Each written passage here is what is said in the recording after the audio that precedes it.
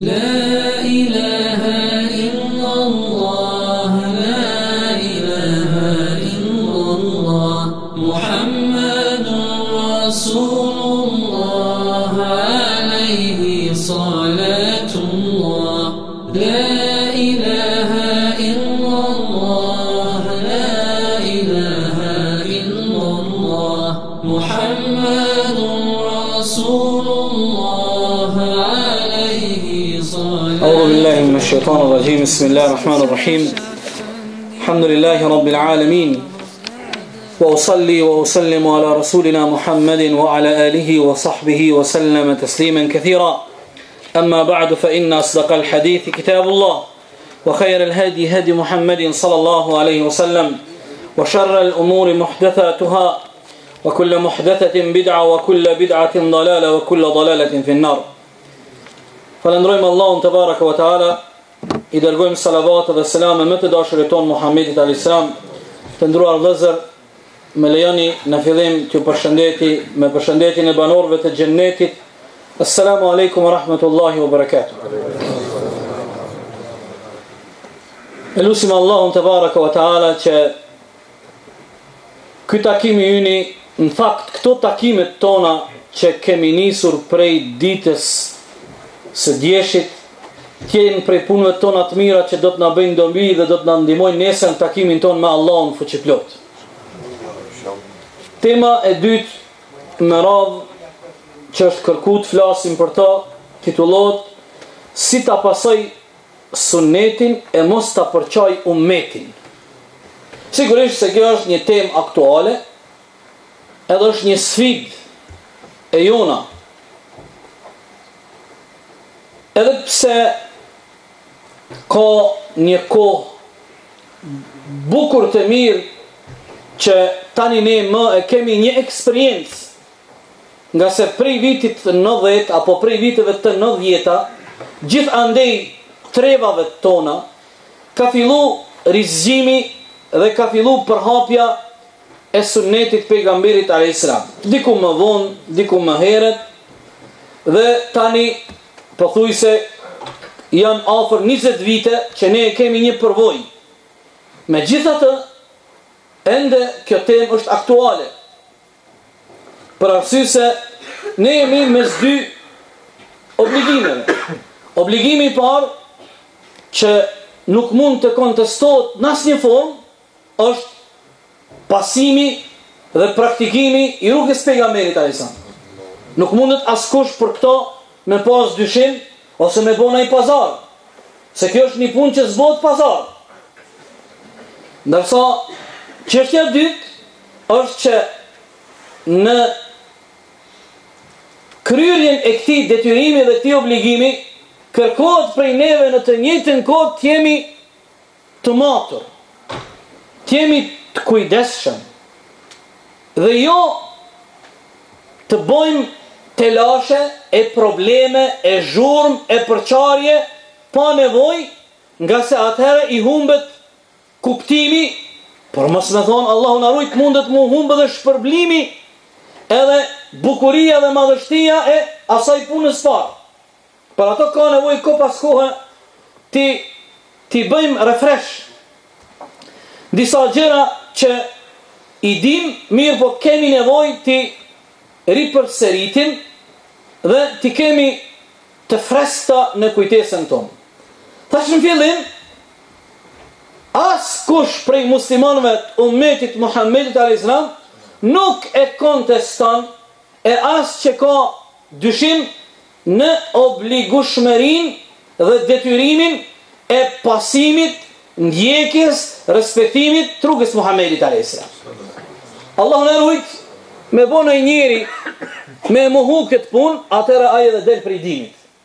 Ai edhe del prej dinit, për arsye se ju e dini, Muhammedun Rasulullah është pjesë edhe komponent I pandar I shahadetit. La ilaha illallah, Muhammedun Rasulullah. Dhe shahadeti I ka kushtet e veta. Dhe një prej kushteve që del prej fjalës Muhammedun Rasulullah sallallahu alaihi wasallam është pa dyshim mi u dërzu pejgamberit alayhis salam. mi u bo ati teslim dhe dorëzimi ndaj pejgamberit a.s.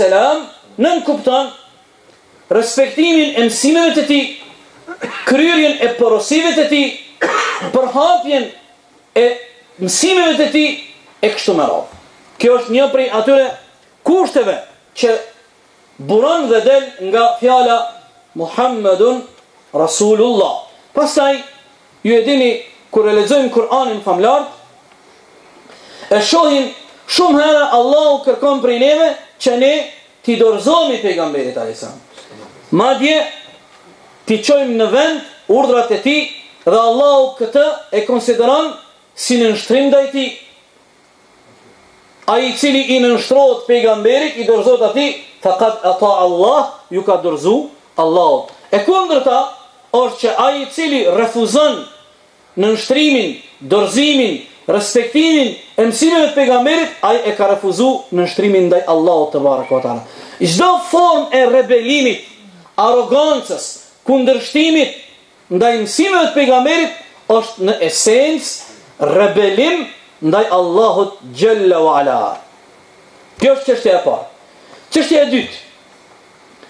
Dëshiroj nga aspekti akademik të mos ndalem shumë të humbi kohë me definicione, mirë, po vetëm të sinjalizoj se nocioni apo kuptimi i sunnetit tek ulemat merr konotacione dhe kuptime të ndryshme, varësisht prej grupit të ulemave që i qasin këtij nocioni. Për shembull, nëse i marrim ulemat e hadithit, dietarët e hadithit, sunnetin ata e kuptojnë si nocion duke definu fjalët, veprat, porosit, pelqimet, miratimet e pejgamberit, qofshin ato praktike, qofshin ato gojore, qofshin ato që kanë të bëjnë me pamjen e pejgamberit alayhiselam dhe me sjelljen e tij.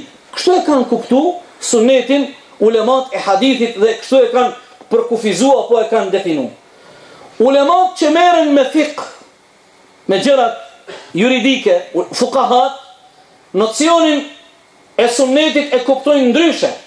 Ata sunnetin e definojnë dhe përkufizojnë si një vepër dhe një punë që pejgamberi ka porosit me e kry, nëse e kryn ke shpërblim, nëse se kryn s'ke kur gjo, zakonisht e përdorin si nocion përballë nocionit wajib edhe farz. Kështu janë fuqahat. Për shkak se ne të nderuar vëllezër, hoxhallar të nderuar, në punën e tyre kanë për qëllim dy gjëra. Hoxhallar të nderuar gjithandej, ku do të qofshin ata, në Shqipëri, në Kosovë, në Maqedoni, në Maltëzi, në Lugin, në Evropë, ku do të qofshin, ata në punën e tyre, në dersat e tyre, në takimet e tyre, në seminaret e tyre, kanë për qëllim dy gjëra. Përballë xhamatit apo me xhamatin. Kanë për qëllim që të bëhet punë në aspektin horizontal dhe në kuptimin vertikal. Në aspektin horizontal që të rritet çdo ditë me shumë numër i xhamatit. Po në kuptimin vertikal të ngritet cilësia e xhamatit, respektivisht dhe dija e xhamatit. Neve nuk na vjen xhamat pa dije. Unë mbra me kom thonë këtu, pa ofendim. Allahu na ruaj. Po si shembull që ne me marrë mësim, neve na ndodh me pa njerëz të më shumë në xhamia, pleq, që kur vjen me vonesë në xhami, ai e lën namazin për gjysë se nuk din me vazhdu namazin. I shkreti 70 falet se din. Inshallah na kemi edhe bojmë doa, edhe kemi ymyt shpresë se Allahu që Allahu Jalla wa Ala ka me pranu këtë njeri për shkak të ignorancës, nuk e din. Sa ai itikad, a din çfarë itikadi ka? A din çfarë besimi ka? A din çfarë devotshmërie? Sa a dini u pleqton? Gjithandej vendeve tona. Ata nuk kanë nevojë me marr celularin me bë alarmin për mu qun sabah. A dini ju këtë punë? Që 70 vjet e fal sabahin kurs ka përgatit. Pse? Sa ai e ka kurdis në zemër. Në zemër e ka programuar mu qun 70 vjet kurs ka pas orë. Verës, dimrit, vjeshtës, kurs i ka ik namazi. Kjo imam. Po për fat keq, këtë musliman të mirë e shë se nuk din me plotësu namazin. Dhe ne për ato, puna e hoxhallarëve është të punohet sa kon kuptimin horizontal në rritjen e xhamatit sa më shumë, në gjitha shtresat dhe profilet e xhamatit, po njëkohësisht punohet në aspektin vertikal të ngritet cilësia e xhamatit. Për ato më i përmenda këto dallime. Ka dallim kur përmendet termi sunnet të ulemat e hadithit, ka dallim kur përmendet termi sunnet të ulemat e fiqhut apo të fuqahat. Ajo çështja e tretë e radhës. Çka është obligim i yni karshi sunnetit pejgamberit alayhis salam?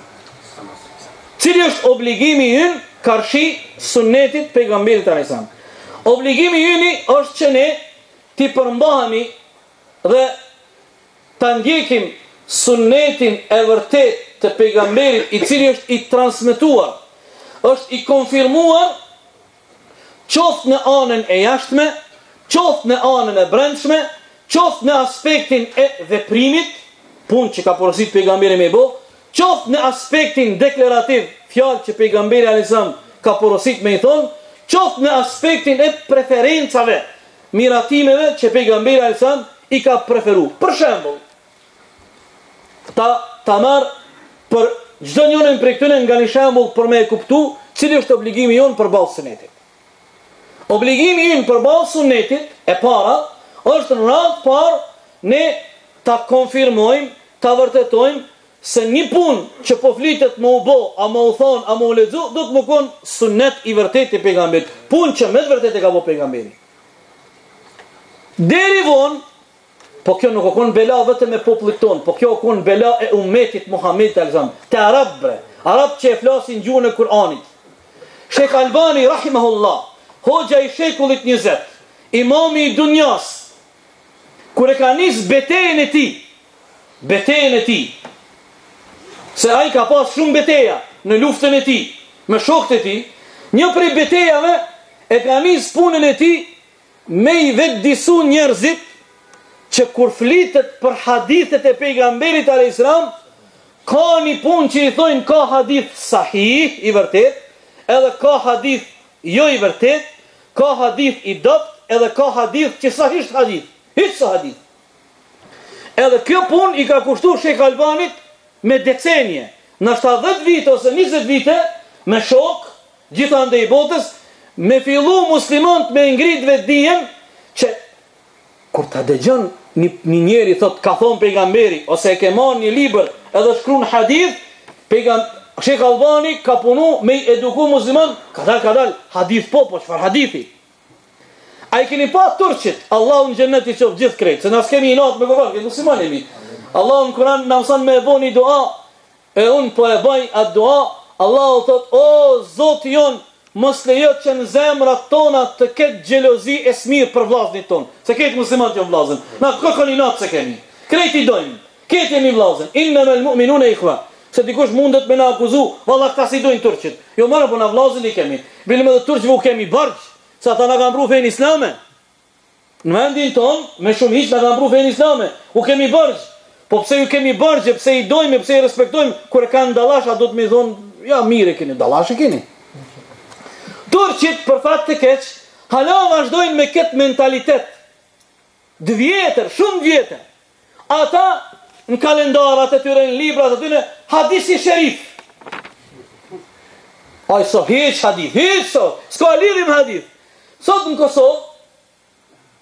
Kosovë, që 4-5 vite, është një punë që ka marrë havë shumë.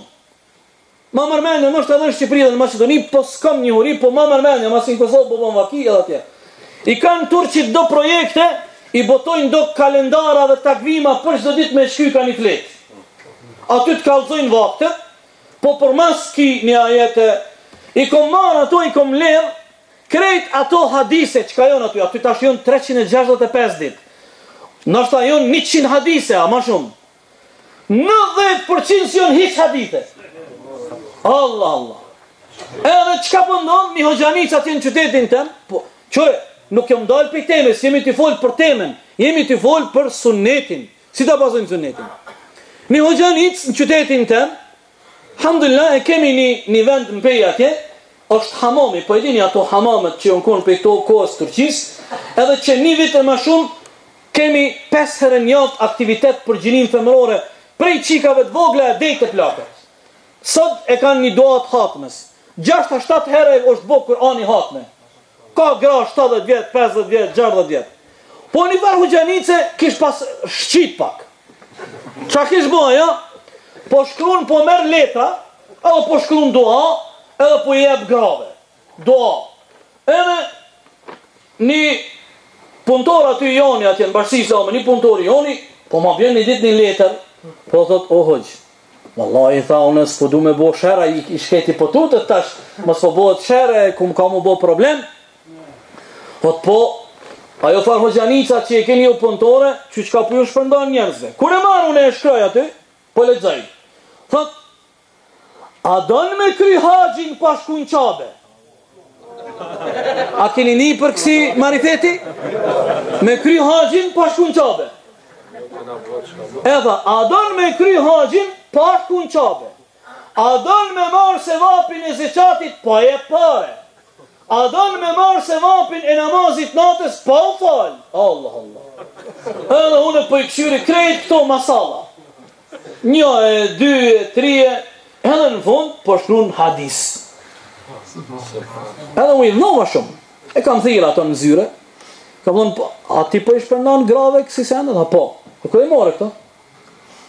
Po thajëm hinë internet. Po në internet qka ka? A dinë se tash kjo i belaja, interneti o bela. Copy paste. Sa dush. Thash, po jo gjdo hadith që shkruan hadith o hadith. A bën me shku, a bën i zoni më bo haxhi pa shku në Qabe? A bën? Bën, qërë s'bën? Oshtë smut e qënë bedelin. Po as bedelin mos me e qu. As bedelin mos me e qu. S'bën. Pse? Ato kalendarat e turqve, hadis. Për ato Shekh Albani, rahimahullah, me ulemat tjerë, jo vëtëm Shekh Albani, se ne nuk kemi fanatika, se edhe këtu tash është një element shumë i rëndësishëm që ka të bëjë me sunnetin. Shekh Albani një prej betejave, një betej o kon 10-15 vjet, 20 vjet, mu vetë disu musliman, që kur e lexojnë një libër, mu mësu me lyp referencen edhe fusnotën ai hadith në cilin libër gjendet, cila është shkalla e atij hadithi e kështu me radhë. Dhe për ato ka ndodhur revolucion. Sheikh Muhammad Hamid al-Faqih në Egjipt ka bën një shtëpi botuese, Zuhair al-Shawish, një prej bashkëpunëtorëve të Shekh Albanit, se ka pas libra gjithmonë, po libra pa recenzur, libra pa kontrollin e haditheve. Dhe 20 vite, për kjo nuk po flasim për vendin tonë, të arabë që din arabisht me folë ata, që din gjuhën e Kuranit, që ka gjahile e në konë. Ka vyt 20 vite me kalu, me u hargju ato librat që janë botu pa recenzimin e haditheve, me dalë në shprehje botimet e reja të librave madhështore. Për shembull, Shekh Albani ka thënë, thotë kur e kompon librin e Imam Gazalis, atij hoxhës vjetër, Ihya Ulumuddin, me recenzimin e Hafidh al-Iraqit, thotë jam gëzu shumë.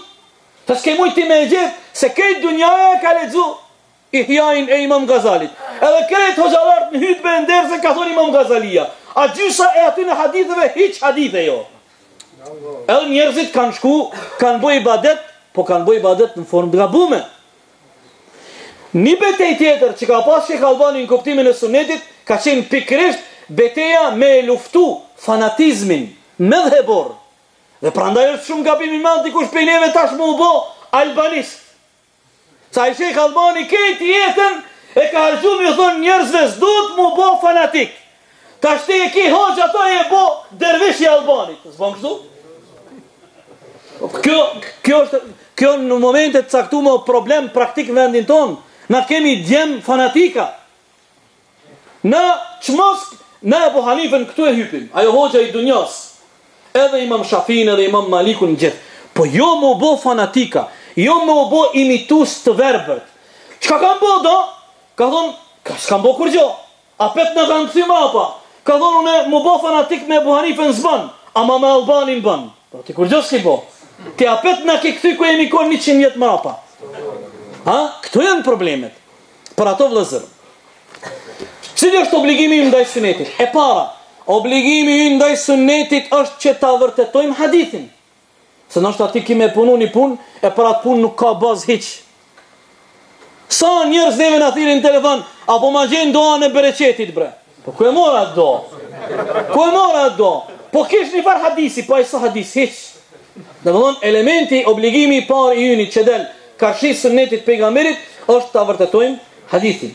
E dyta, masi kemi vërtetuar se pejgamberi ka porosit me bëhat punë, me kryat punë, e dyta, obligimi ynë është që ne ti nënshtrohemi dhe të respektojmë ato si në pamjen e jashtme, ashtu edhe në pamjen e brendshme. Edhe këtu Shekh Albani ka pas betejën e radhës. Po ju them për Allahun sinqerisht. Edhe në Kosovë kur e kam përgatit këtë ligjërat, edhe pak më herët duke e përgatit s'kam mendu për asnjë moment me marr shembuj për jetës së Shekh Albanit. Po ai është një bjeshk e madhe që kur të flitet për këtë punë nuk mundet dikush me te kalu. Sa është luani I këtij mejdani, as kom mendu vallahi, po nëse dikush flet për këtë mejdan nuk mundet me te kalu një luan të vërtet, sikur ka qenë shejhu jon, Allahu e mëshiroft. Amin. Në thot, edhe Shekh Albani betejën e radhës ka pas me vitet tona. I ka mshu kësaj pune se muslimanët duhet të kenë barazpesh edhe ekuilibër në kujdesin e tyre në mes të jashtmes edhe të brendshmes. Sot muslimanët I gjenë në polet të kundërta, në fanatizëm, dikush I jep rëndësi anës të jashtme. Wallahi, që një djenë.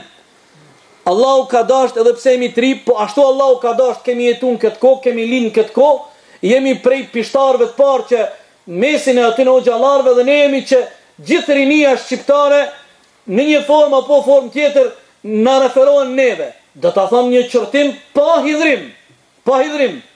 Shumë xhamatë dhe djemë ton e kanë kufizuar sunnetin në mjekër dhe në pantolla. Kjo është gabim. Nuk është sunneti, krejt sunneti, nuk është në mjekër dhe në pantolla. Po, këto janë pjesë sunnetit. Mirë po, çka thënë ulemaja? Obligimi jonë ndaj sunnetit pejgamberit është të kujdesemi për sunnetet si nga ana e jashtme, ashtu edhe nga ana e brendshme. Ana e jashtme, ajo që duket. Ana e brendshme, sunnetet që kanë bëjnë me brendin e zemrës, me zemrën, me ibadetet e zemrës, dhe me sjelljet që na ka mësuar pejgamberi sallallahu alaihi wasallam. Ana jashtme nuk nënkupton vetëm dukjen. Ana jashtme kupton edhe sjelljen. Po më thot ai hoxha para meje që e majti një ligjërat, Sheikh Ahmed Kalaja, në mëngjes që keni majti ligjërat. Më thot për do hoxhallar, thot nuk kam pa asnjë prej çtë në far hoxhallarëve, do far hoxhallar, thot gjithmonë kur majnë ders, edhe kur dalim para xhamatit çështu dalim. Krejt çështu. Allah. Po në herë çështu do të më nejt. Po do të çështu më nejt në herë. Në herë do të me keshe, në herë do të me piskate, në herë do të më kuqe, në herë do të më mrole, ama krejt derset që 20 vjet vetë çështu. Po kjo nuk është suneti I pejgamberit, vallahi. Pejgamberi alayhis salam ka thonë me I buzqesh vllall çka është? Sadaka. Thot Abdullah ibn Abbasi, thot Gjerir ibn Abdillah el-Bejeli, radiallahu anhu, thot prej kur e kam pranu fen islame, e deri në këtë moment, kur se kom pa pejgamberin të mrollum. Allah. Njeri ka të lashe, ka probleme, edhe në gruja, edhe në fëmijë, edhe në kujshia, edhe në kolega, shefi, që dënë tëtë, mundën me ndodhë shumë gjendje që ti mundesh më konë I indisponum.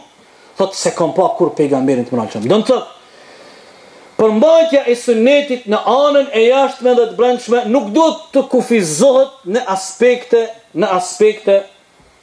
të caktuara. Këto janë domethënë disa prej obligimeve tona që I kemi përballë sunnetit pejgamberit sallallahu alaihi wasallam. Mirë, pyetja e radhës.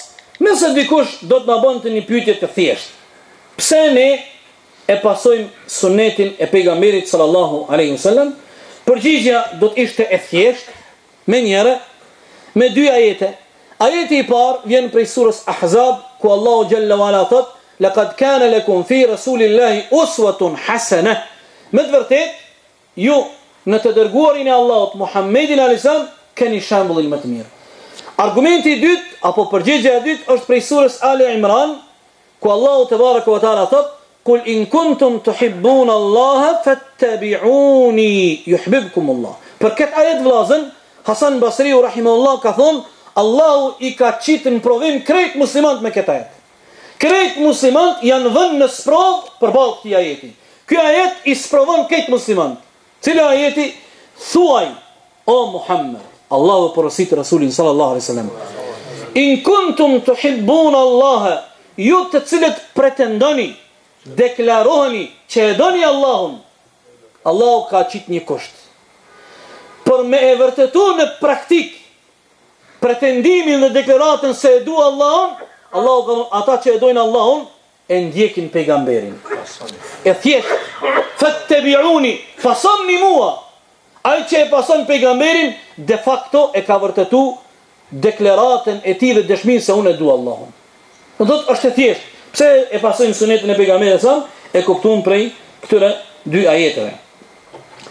Pas kësaj nuk na mbetet asgjë tjetër, vetëm që të kemi vendosshmëri dhe në të njëjtën kohë gatishmëri për me ndjek pejgamberin sallallahu alaihi wasallam. Dhe sigurisht se kjo pastaj determinon dhe rezulton me dashurinë dhe dëshirën që e ndjen robi për me ndjek pejgamberin sa, për me mësu sunetin e pejgamberit sa e kështu me radhë. Mirë po, sigurisht se mas krejt këtyre fazave dalin edhe pengesa. Dalin edhe pengesa të cilat mund të na shkaktojnë të lashe në praktikimin e sunetit pejgamberit. Ka pengesa, çdo punë ka pengesa. Dhe pikërisht këtu kisha pas dëshirë që edhe herave tjera hoxhallar me e prek këtë temë, për me ndihmu xhamatin se kjo është ajo ana praktike. Ne nuk kemi probleme të mëdha nga aspekti teorik. Nga teoria shumë sunete i dim. Po shpesh herë kemi problem atë teori me e fut në praktik. Praktikisht e kemi problem. Më lejoni t'i marrë disa shembuj që kanë bëjnë me pengesat dhe barikadat e ndryshme që mund të nadalin neve në rrugë. Ndonjëherë si individ, ndonjëherë si xhamat, ndonjëherë si hoxh e kështu me radhë. Lejoni të marrë një shembull. Pejgamberi alayhis salam ka porosit dhe vetë e ka praktikuar në shumë të rasteve sunetet ratibe, sunetet e rregullta para farzeve i ka falë në shtëpi. Dhe kur ka dalë në xhami, o përgatit edhe janë hime njëra me fal farzin. Tash unë dhe ti, si ummeti Muhammedit a.s. që dojmë me qunë vend mësimet e ti, dojmë me praktiku këto. Ndonjëherë e kemi problem me praktiku këto, është problem pengesë teknike. Fjala vjen të shpile ke, për shembull ju këtu, ju e keni shumë problem. Në mbrami mi konë të Haxhi Halili 15 km, e vetë Arbeni dhe 40 km. Kështu është tash problem, 40 km xhamin. Ti me bo me falë sunetin të shtëpia, e këtu të hup namazi krejt. Do më thonë, kjo është pengesë teknike. Ndonjëherë nuk ka pengesa teknike, po pengesë mund të bëhet mos informimi njerëzve. Po e zojmë. Një hoxhë joni Allahu e nderoft që konsiderohet i pari në gjitha viset shqiptare, i cili ka fillu punën për sunetin e pejgamberit, hoxha i nderuar Recep Efendi Morina, cili është prej Kosovës, jeton dhe vepron si hoxh në Amerikë. Domethënë gjenerata e hoxhës Jakub Efendi Hasibit, Allahu e mëshiroft, hoxh Zekrias Shkupit, Mazlamit Prizrenit, ai ka qenë i pari që ka nisë këtë punë. Në krejt shqiptari. Ai e ka qenë imam në xhamin kryesore në Pejë. Edhe xhamia të mëdha e kanë edhe nga një dhomë të vogël të muezinit. Edhe ai e ka falë sunetin aty në atë dhomë, edhe kur ka boj kameti ka dalë, një herë, 2-3 të nërë në quke i gjemati, o hoxh, po ti s'ko ke hoxh se s'po i falë sunetet. Ai nuk i ka falë sunetet. Pse? Po tha, ai imami para teje e falë ke sunetin para mihrabit. Jo në mihrab, po para mihrabit. E natë kena po, sot dhe dje, par dje ti s'je falë hiq, ajo falë. Para më do të ashtë dëmëdhën, ndonjëherë mund të bëhet penges kjo. Dhe tani ne, si duhet të veprojmë tani ne në këtë rast? A duhet të thojmë, mu nuk më intereson se pejgamberi ka thonë me e falë sunetin të shtëpia? Edhe, jo, po suneti i këtil mbetet sunet dhe nuk lëviz. Mirë po, nëse krijon konfuzion, problem, hamendje, dyshime, përçarje, ndoshta edhe ndonjë problem më të madh te xhamati, atëherë edhe sunnet është me falë në xhami. Nuk është se nuk është sunnet me falë në xhami. Po në këtë rast është sunnet më i fortë me falë në xhami se sa me kriju problem për një çështje të thjeshtë. Ose ta marr një shembull që na ka ndodhur neve praktikisht në qytetin ton në vitet e 90-ta, po atëherë kemi qenë tërkohën të udhëhequr nga euforia, emocionet, dashuria dhe dëshira për fe dhe mungesa e madhe e dijes dhe eksperiencës. Në një prej xhamive të pesë, dikush prej vllazërit, dikush prej xhamatit, prej vllazëve, ja nisi me boj kamet. Allahu akbar, Allahu akbar. Ashhadu an la ilaha illa Allah. Po t'ja ka krisa i tjetri. Allahu akbar, Allahu akbar, Allahu akbar, Allahu akbar. Këtona. Allah. A din çfarë po? Mu më vjen tani keq. Tani më vjen shumë keq. Dhe të rëprom rraftar prej Allahut. Dhe pastaj për gjithë atyre njerëzve që i kemi lëndu, po jo me vetdije, pa dije, pa qëllim keq. Dhe ka ndodhur atë natë aty një 4-5 edhe nuk e ka pa namazin, kanë dalë për xhamisë.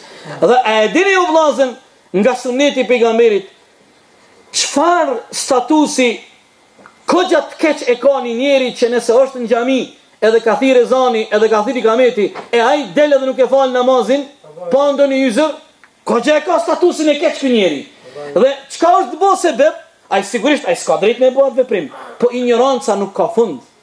Ignoranca nuk ka fund. Është bë sebeb një punë që është sunet me bë edhe kështu dhe kështu. Po fanatizmi, sigurisht se për atë kohë, kjo për atë kohë deri diku ka qenë me vend, se tash po thotë dikush thotë vallahi s'mund të më të marrësh, njëra thë keq tash po do të thonë mira, po don. Jo, unë prap po them që ka qenë metodë e gabuar, po për në atë kohë ndonjëherë në raste të caktuara kështu ja ka vlerë me bë. Se ty bën na jemi të mësuam të na atje ka ona jon dugazhin ka shumë mesele në për oda. Folin mesele. Edhe kanë njerëz thonë ti kur don me nis një punë e nuk mundesh me kry atë punë, kanë njerëz duhet vyn me shkup me bryla. Ha, me bryla, me kapak me zor duhet atë. Se kanë njerëz do punë kurs ishin nis, po nis me bryla. Po do të kapak me bryla, toni kadal me butësi, po ajo që ka është më rëndësishme është që ne nuk duhet të lejojmë që pengesat të cilat mund të eliminojmë, duhet të eliminojmë. Dhe suneti çdo herë mbetet sunet pa diskutim.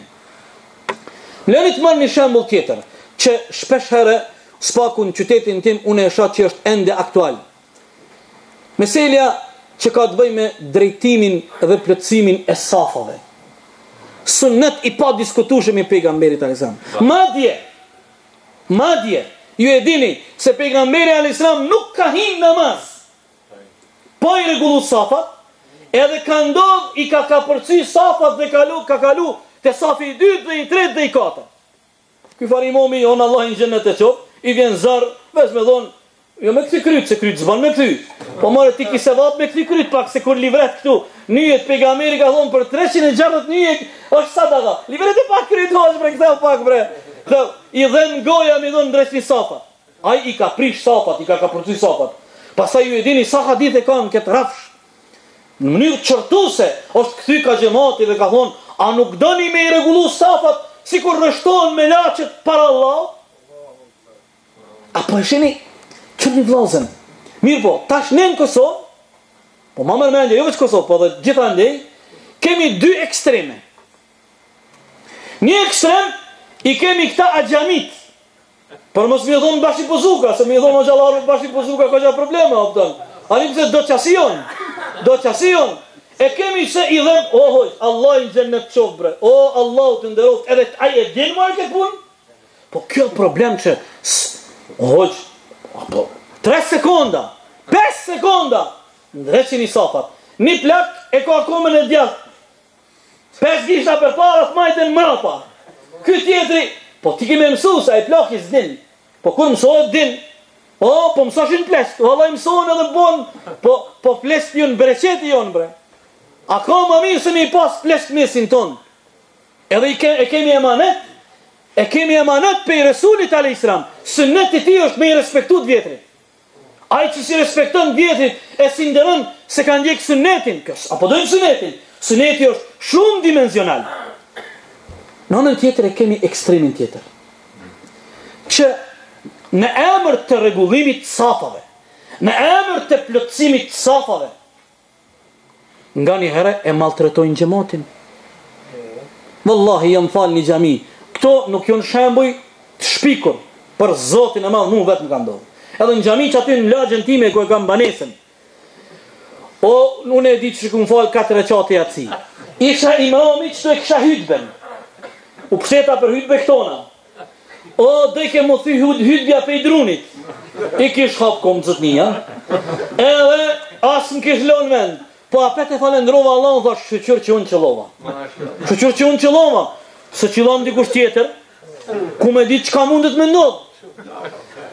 Nuk e di, e kemi te i kalu në fazën e gringjeve. Elhamdulillah, nuk kemi në atë fazë. Ajo u konë vitit e 90. Mirë po, pasha Allah, në zëllëmboni. Zëllëmboni, në dojke në mështim hytbe. Hajde, unë të një thash, kur e falim reqatin e parë, dytin thash, kena me kalu mirë. A di nëse thash, nashta, hajde. Vallaj, 4 reqate zëllëm ka bo. Do mëdhën, na nuk, mirë, para me ndonë nëse një njeri që ka paragjikime, edhe dikush i ka gjujt ka pak virusa, mi ndodh kjo. Para me ndonë sa mundet me e larguat njeri. Shumë mundet. Apo shini, një sjellje që neve nuk na doket shumë interesante, po kjo e ka kostën e shtrejtë o vëllezër. Nuk po du me hinë ato divergjencat që o gjallartë i din, a kërkohet prej fillimit namazit, a është obligim dhe sunet vetëm në fillim të namazit të rështohen safet, të bashkohen nyjet, këmbët, krit, a vlen kjo vetëm në fillim të namazit, apo duhet të vazhdoj gjatë gjithë namazit, është mesele që ka divergjenca, madje ka dhe libra për këtë mesele, dhe mendoj se këto janë spira në kuptimin pozitiv, janë gjëra që ne nuk e kemi luksin me u marrë me to dhe me humbë ko. Ajo që ka është më rëndësi dhe që mbetet pa diskutim, rregullimi i safave. Rregullimi i safave nuk ka diskutim. Ndërsa duhet të ikim dy polive të kundërta, këtyne që hiç se bëjnë gale këtë punë, se ju e dini vëllezër. Nëse një njeri e kput safin dhe e prish safin, hadithi është shumë i rëndë. Allahu e ka kput pe i rahmetit ti. Nuk o kjo punë e vogël, është punë e madhe. Po sikur se që nuk duhet ta kuptojmë deri në atë mas që vallai me shtyp njerin për hutbe me bokara vëtën. Dhënë edhe kjo duhet me pas kujdes.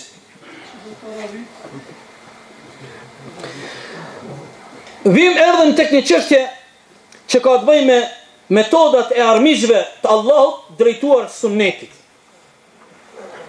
Metodat e armiqve dhe këta armiqt e Allahut dhe të sunnetit pejgamberit mund të jenë prej kufarve, e që njihen me emrin e orientalistët, orientalistat me na shpjegojnë me fen, orientalistat me na shpjegojnë me hadithe.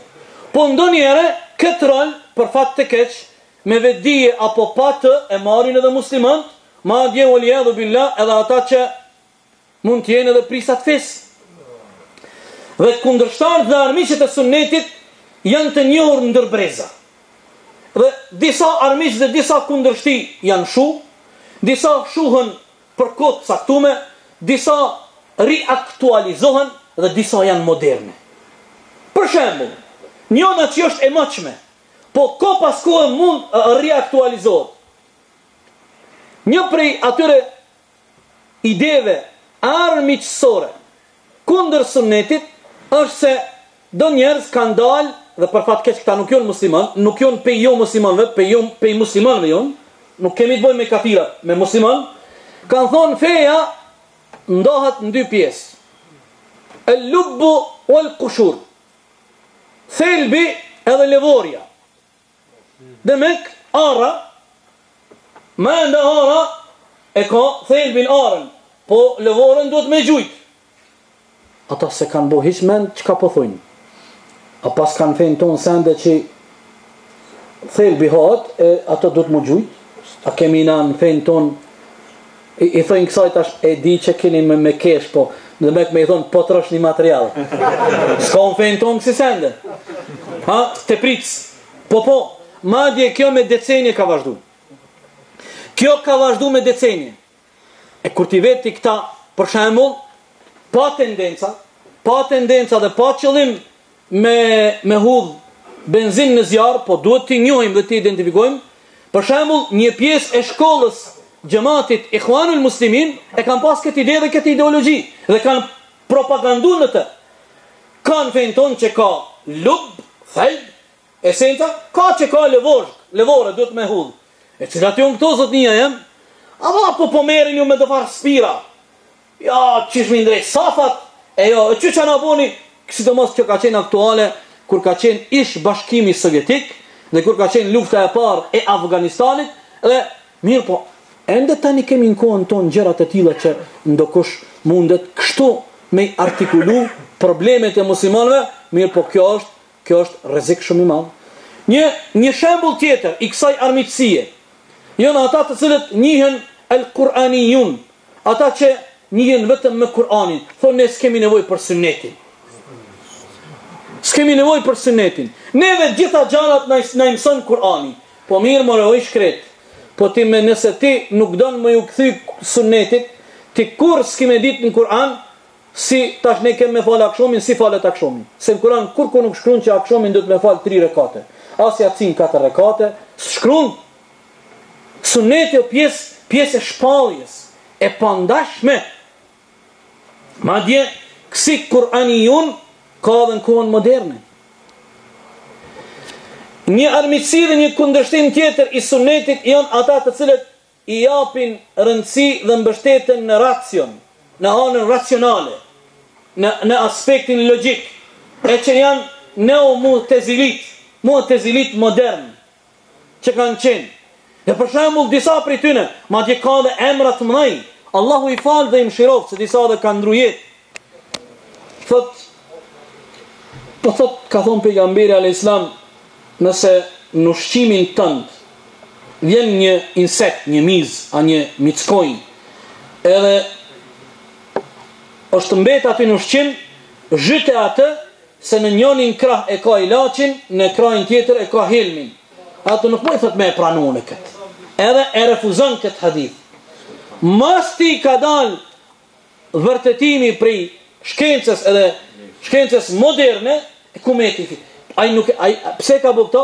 E ka bo nga ana e asaj se ka ra viktim e shenjtris të racias, të anës racionale, të logjikës, duke kundërshtu sunetin e pejgamberit sallallahu alaihi wasallam. Pastaj shembulli i fundit për këtë pikë e që është modern dhe është shumë i rrezikshëm. Bilem Sheikh Muhammad Salih Munajjid alarmon dhe tërheq vërejtjen, thot bidati me i keqi. Bidati me i keqi, dëgjoni me vëmendje. Bidati me i keqi dhe me i rrezikshmi që i atakon sot musliman është thirrja për rileximin e Kur'anit, respektivisht rikomentimin e Kur'anit dhe të haditheve të pejgamberit. Bismit tajdid, në emër të modernitetit. Dhe me thot qëra, ne nuk kemi nevojë të kthehemi dhe ta kuptojmë ajetet e Kur'anit, tefsirin e Imam Tabariut, tefsirin e Ibn Kathirit, Begawiut, po ne e kemi gjetë një par tefsirit zemonit tonë.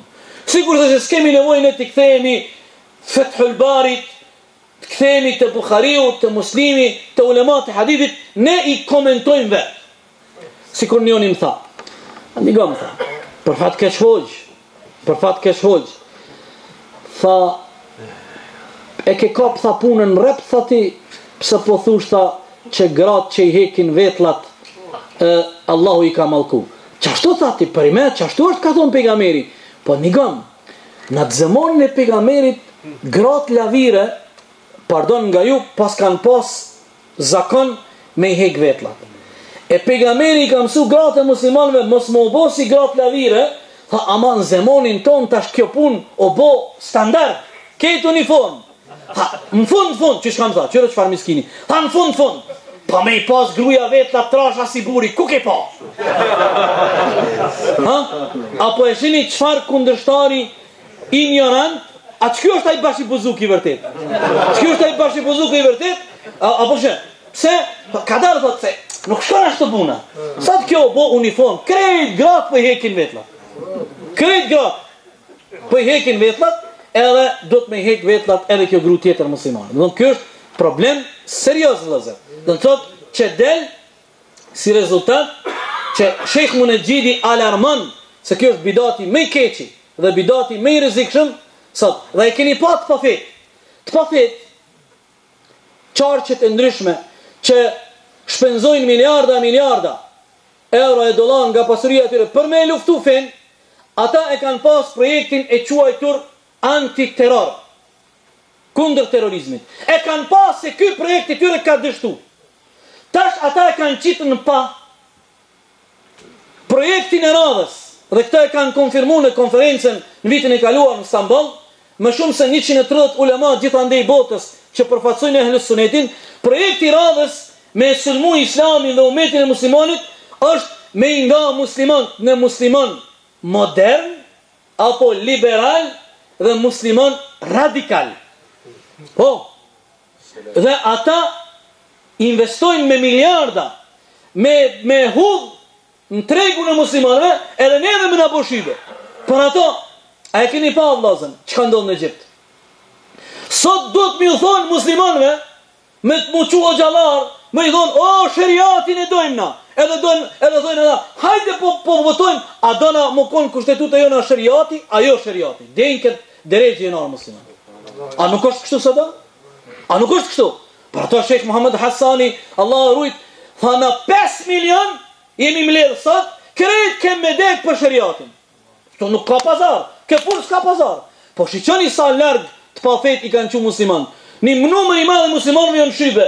Ato më rruti me shëriat, valla ja, me shëriat, ja, zara me shëriat. Kupton, zara me shëriat. Apo e sheni ku jemi ne? Krejt këto kanë ardhur si rezultat i këtyre keq kuptimeve, këtyre kuptimeve të gabuara e të devijuara që ne ballafaqohemi me to në vazhdimsi. Krejtë më thonë për me përmbyll se nuk e di që sa kom fillu. Po përfundoj për 2-3 minuta. Obligimi joni është që të bëjmë vazhdimisht thirrje në sunnet, mirë po përhapja e sunnetit nënkupton që në plotëni të zhvillojmë aktivitetin ton në përhapjen e sunnetit. Pastaj në këtë fazë duhet ta kemi parasysh gradualitetin gjatë përhapjes së sunnetit. Duhet kemi metoda graduale, step by step. Jo për njëre, një djalë vjen në xhami, edhe çka i në botë shkretit. Tha, mësull me marr abdes, mashtinën në xhep që të farë drunin, misfakin, mi shkurtun pantollat, ma jepen miskin, ma jepen mburojnë e muslimanit, a i tha duhet me marrë një kufert marrë me shku të shbija. Për njëre, për një ditë krejt këto, nuk shanë këto. Nuk shanë këto, shëbab, vlazi. Në vëllën, ka gradualitet, të cilën e ka përdor me mjeshtrin më të madhe Muhammedur Rasulullah sallallahu alaihi wasallam. Andaj edhe kjo neve në ka hije. Dhe duhet të shiqojmë gjithnjë me synin e rahmetit.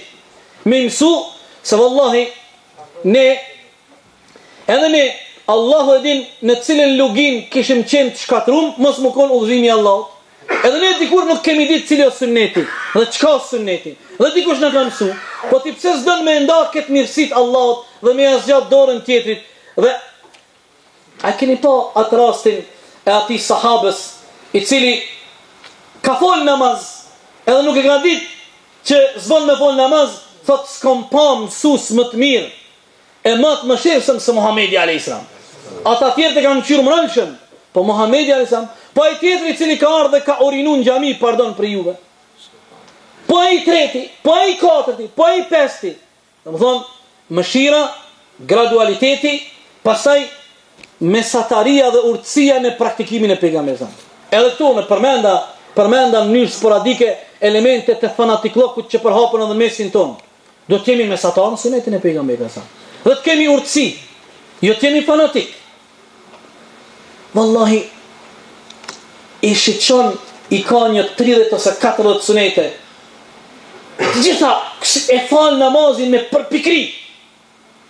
Me përpikri. Mëson si me lëviz gishtin, si me i lidh durt, si me ra. Krejt të në regullë dhe në qeshtë që duhet t'i dim.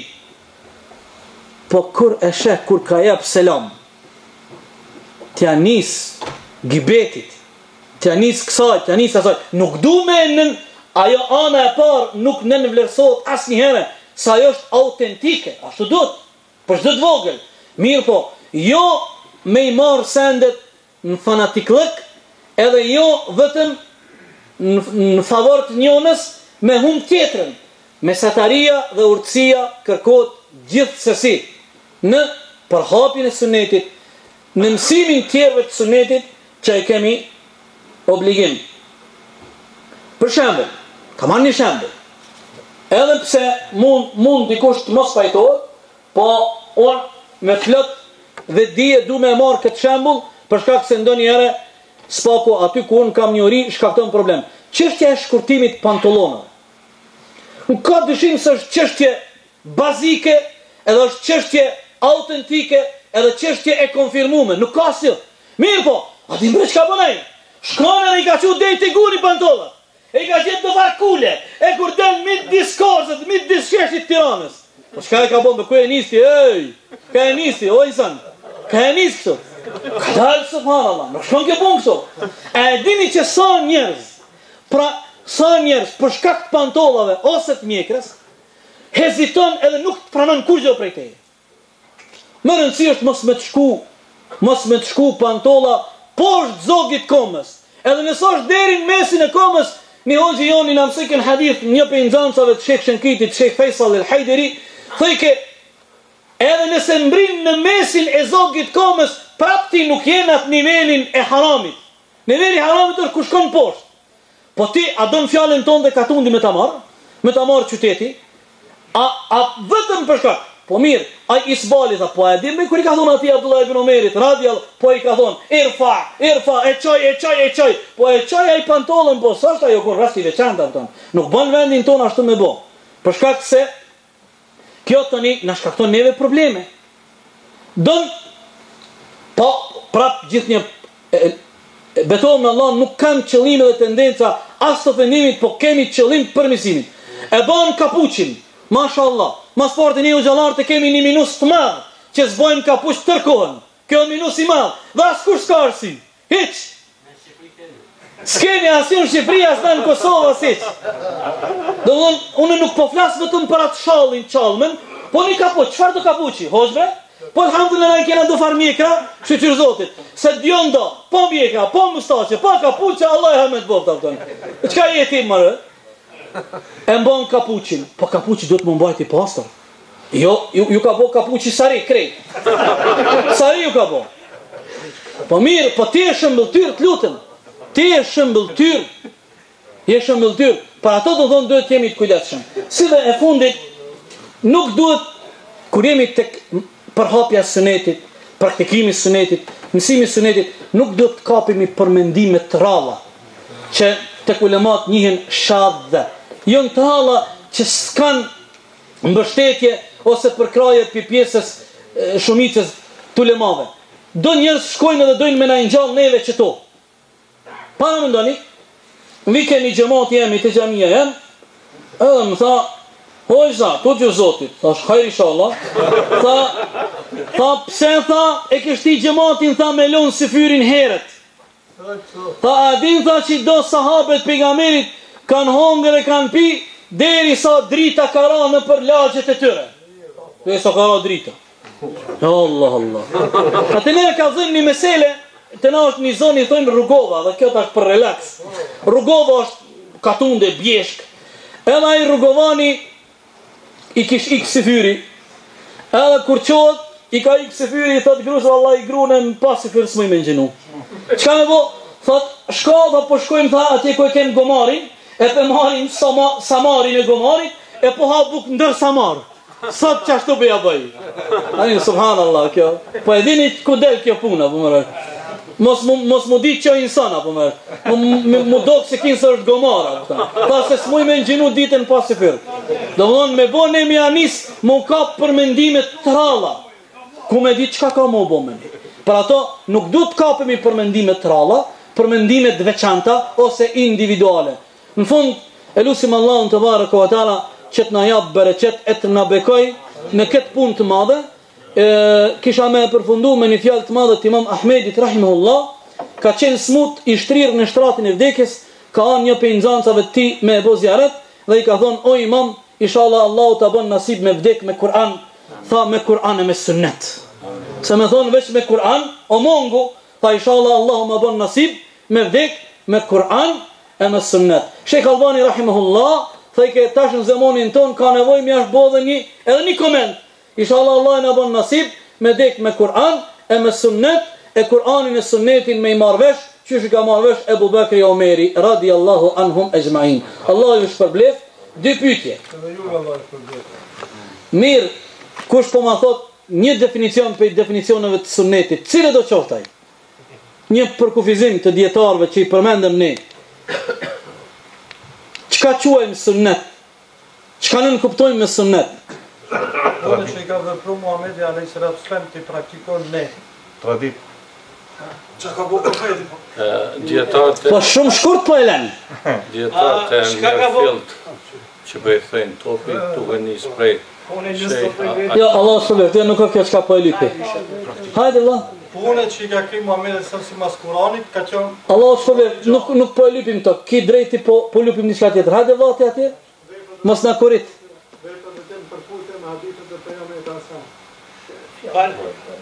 Alban? Asë synet quhet gjithçka që e ka thënë pejgamberi sallallahu alajhi wasallam, që ka vepruar se ka mirë. Allah të shpërblet. Ja pa shajrin. Mashallah. Vaj misvakun e parë të marrë.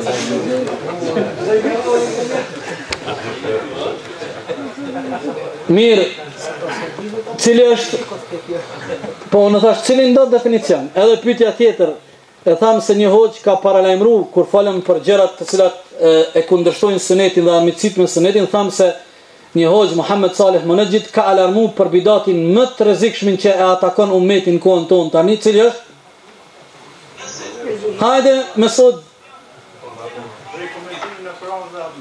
rikomentimin e Kur'anit dhe të hadithit. Mos më u kthy te komentet e ulemave e as te librat e hadithit, po ato me i bë në kohën tonë prej njerëzve jo adekuat dhe jo profesional. Allah ju shpërbleft. A kemi kohë? Nëse ka edhe 5 minuta pyetje nëse ka dikush. Nëse ka mundësi. Po në Allah e shpërbleft shumë mirë shtjellove temën rreth sunetit. Tema që që kuptova titullin temës ish, si ta praktikoj sunetin, që mos... Si ta pasoj sunetin e mos ta përçoj ummetin. Mos ta përçoj ummetin. Shumë mirë e referove rastin për shembull atyve që janë në xahiliet, do të thotë në ignorancë, nga mos dia e kanë lënë namazin. Si të veprojmë për shembull kur ai që i prin namazin, dietari mund ka ndodhur në Prizren, është imam në zonë, nuk pja thon memnin, mundi me ditë kush është. Kemi qenë 5 vetë të falak shumë. Edhe kreti që me mjetra, alhamdulillah.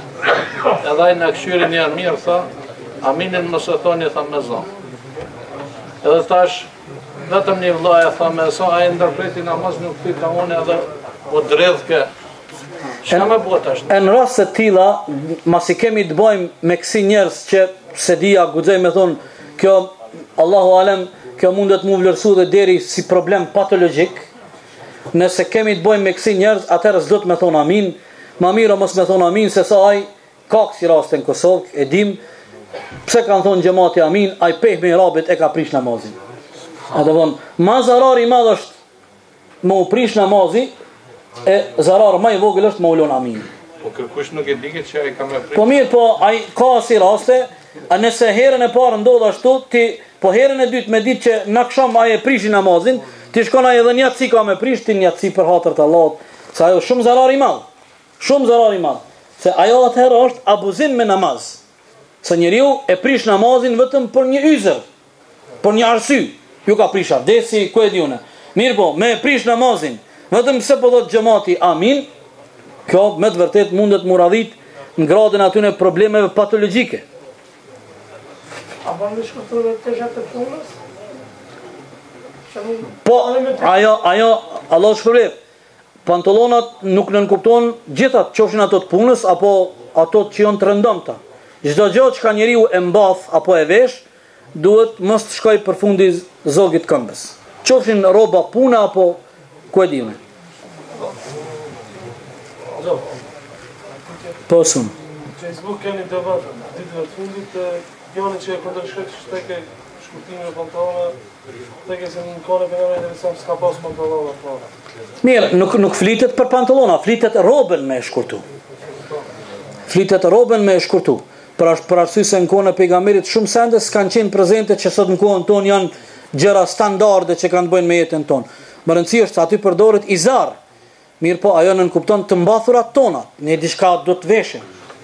As galebijat që i vesh Arabia Saudite se në kohën e pejgamberit alayhis. Mirë po. Po valla. Në disa për shembull kur thomi diçka për shkurtime e pantallonave, diçka arsjetohen thonë se në atë kohë me ki kanë mbajt të shkurtra për shkak se domethënë ka shku për shkak të virës. Krejt këto janë të pa baza janë, të pa baza. Ne duhet të veprojmë me njerëzit me urtësi, me gradualitet, edhe thjesht kjo është çështje që ka të bëjë në fundin fillim lidhet me imanin. Njeriu i cili don me çuni fjalë pejgamberit alayhis salam në vend, është një çështje që pejgamberi alayhis salam kërkon me kry dhe madje ka edhe hadithi kërcënuese, thot ajo e cila është poshtë zogut këmbët i takon zjarrit. Domthon i takon zjarrit. E tash njerëzit mund gjejnë lloj-lloj justifikime. Jo e ka bë për mendjemallsi, jo se ka bë për mendjemallsi, jo unë nuk e bëj, jo ka ndryr puna, jo ka pastërti, jo rrugët e Zvicrës janë të pastërta, ajo të Kosovës nuk janë. Këto janë justifikime të pa baza. Janë të pa baza. Mirë, do të punohet me ata njerëz gradualisht, ngadal, edhe domthon unë mendoj se po duhet një porosim u jap. Të me gjithë ata njerëz që punojmë rreth sunetit pejgamberit alayhis salam. Nëse hasim në kundërshtime që janë kundërshtar, nëse s'mund të bëhemi sebeb që ata të bëhen praktikues të pejgamberit, konsiderohet e arritur shumë e madhe nëse i neutralizojmë. Spaku armik mos është. Spaku kundërshtar të mos jetë. Edhe kjo është sukses i madh, të i neutralizojmë. Nëse ai s'don, se tek në fund kjo është çështje që ka të bëjë me hidayetin e Allahut xhalla wala. Ne sa sunete gjatë ditës nuk i praktikojmë, nga neglizhenca, nga dembelia, nga haresa, nga padia. Ka një njeri që ndoshta brenda ditës është shumë i përpikt. Një njeri del 10 herë prej shtëpisë së tij. Po vetëm ndoshta në mëngjes kur del, prej derës thot bismillah tawakkaltu ala Allah. 9 herë tjetër s'ka thon. Po kjo, nëse thot 10 herë çdo herë, kjo është taufik min Allah. Allahu xhalla wala ja ka bë nasib, edhe ja ka bë të mundur tek me emramja, jeta me sunetin e pejgamberit është hidayah min Allah, është udhëzim prej Allahut, është udhëzim i veçantë, udhëzimi i përgjithshëm dhe udhëzimi i veçantë. Për ato ne çdo namaz kërkojmë prej Allahut ihdinas siratal mustaqim. Sa punë ne i dim që do të më i bë. Ne këtë dim se është mirë me fal namazin duha. Po rrallë fal, ose se fal hiç, se të mungon hidajeti që Allahu me ta mbush zemrën edhe mendjen edhe me ta lehtësuat veprat. Për ato kështu prej këtij kandi duhet ta shoqojmë. Ne duhet të shoqojmë njerëzit me syrin e rahmetit. Na vjen keq. Pse jon subhanallah? Me na ardh keq. Se Ibn Taymi rahimahullah kam përmendur dhe mbram e ka parolën e tij të njohur e cila do të jetë parola jona. Ahlus sunnati a'lamu an-nasi bil haqqi wa arhamu an-nasi lil khalqi. Ahlus sunnati janë njerëzit më të ditur për të vërtetën dhe janë njerëzit më të mëshirshëm për krijesat. Rahmet do të më pas. Jo me këshir, u kazova Sheikh Ahmedi mbram tha, jo ndo xhallarëve që të rrin para dersit. Çka kjo ti? A e dal me tut xhamatin, a e dal me urreme ta, me çka? Çka kjo puna ta? Kjo s'ka të bëjë me sunetin e pejgamberit alayhis salam. Allahu ju shpërblet.